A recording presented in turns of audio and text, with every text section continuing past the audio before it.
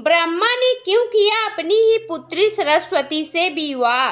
हिंदू धर्म के दो ग्रंथों सरस्वती पुराण और मत्स्य पुराण में सृष्टि के रचयिता ब्रह्मा का अपनी ही बेटी सरस्वती से विवाह करने का प्रसंग है, जिसके फलस्वरूप इस धरती के प्रथम मानव मनु का जन्म हुआ।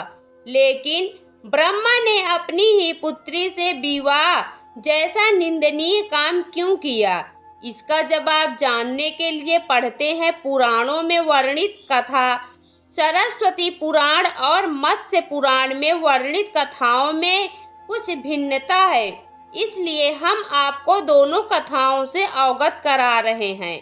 सरस्वती पुराण में वर्णित कथा। सरस्वती पुराण के अनुसार सृष्टि की रचना करते समय ब्रह्मा ने सीधे अपने वीर से सरस्वती को जन्म दिया था।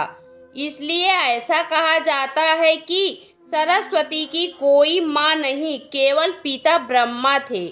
सरस्वती को विद्या की देवी कहा जाता है, लेकिन विद्या की यह देवी बेहद खूबसूरत और आकर्षक थी कि स्वयं ब्रह्मा भी सरस्वती के आकर्षण से खुद को बचाकर नहीं रख पाए और उन्हें अपनी अर्धांगिनी बनाने पर विचार करने लगे।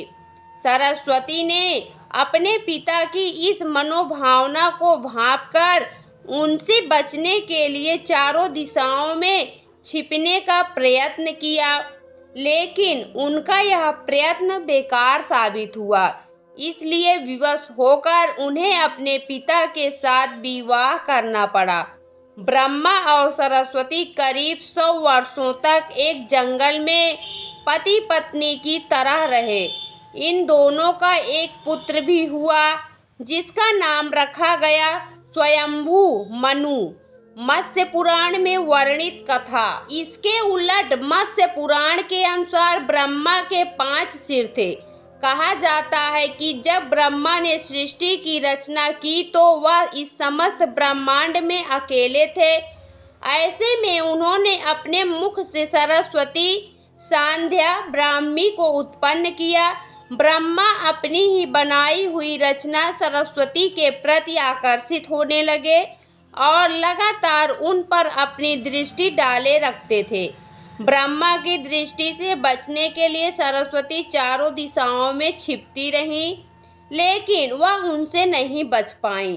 इसलिए सरस्वती आकाश में जाकर छिप गईं, लेकिन अपने 5वें सिर से ब्रह्मा ने उन्हें आकाश में भी खोज निकाला और उनसे सृष्टि की रचना में सहयोग करने का निवेदन किया। सरस्वती से विवाह करने के पश्चात सर्वप्रथम मनु का जन्म हुआ। ब्रह्मा और सरस्वती की यह संतान मनु को पृथ्वी पर जन्म लेने वाला पहला मानव कहा जाता है। इसके अलावा मनु को वेदों, सनातन धर्म और संस्कृत समेत समस्त भाषाओं का जनक भी कहा जाता है। दोस्तों, आपको यह पौराणिक कथा कैसी लगी? कमेंट बॉक्स में ज़रूर बताएं। वीडियो को लाइक करें, शेयर करें और हमारे चैनल को सब्सक्राइब करना ना भूलें। वीडियो देखने के लिए आपका बहुत बहुत धन्यवाद।